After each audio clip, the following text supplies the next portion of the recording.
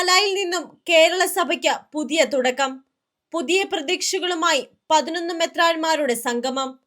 സർക്കാരിനു മുന്നിൽ 3 സുപ്രധാന ആവശ്യങ്ങൾ. കേരള ക്രൈസ്തവ സഭകളുടെ ചരിത്രത്തിൽ പുതിയ പ്രതീക്ഷകൾ നൽകിക്കൊണ്ട് വിവിധ സഭകളുടെ ഉന്നതതല എക്യുമെനിക്കൽ സമ്മേളനം പാലാ ബിഷപ്പ് ഹൗസിൽ നടന്നു.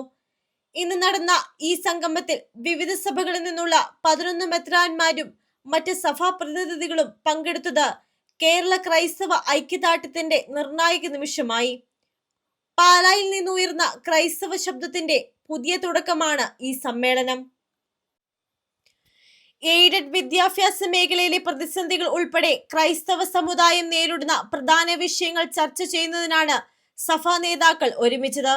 സീറോ മലബാർ സഭയുടെ വിദ്യാഭ്യാസ എക്യുമെനിക്കൽ കമ്മീഷനുകളുടെ ആഭിമുഖ്യത്തിൽ ചേർന്ന സുപ്രധാന യോഗത്തിൽ മലങ്കര ഓർത്തഡോക്സ് സുറിയാനി സഭയുടെ പരമാധ്യക്ഷൻ പരിശുദ്ധ ബസേലിയോസ് മാർത്തോമ മാത്യൂസ് തൃതീയൻ കത്തോലിക്ക ബാവ മുഖ്യസ്ഥാനീയനായി പങ്കെടുത്തു. പാലാ രൂപതാധ്യക്ഷനും കമ്മീഷൻ ചെയർമാനുമായ ബിഷപ്പ് മാർ ജോസഫ് കലറങ്ങാട്ട് അധ്യക്ഷത വഹിച്ചു.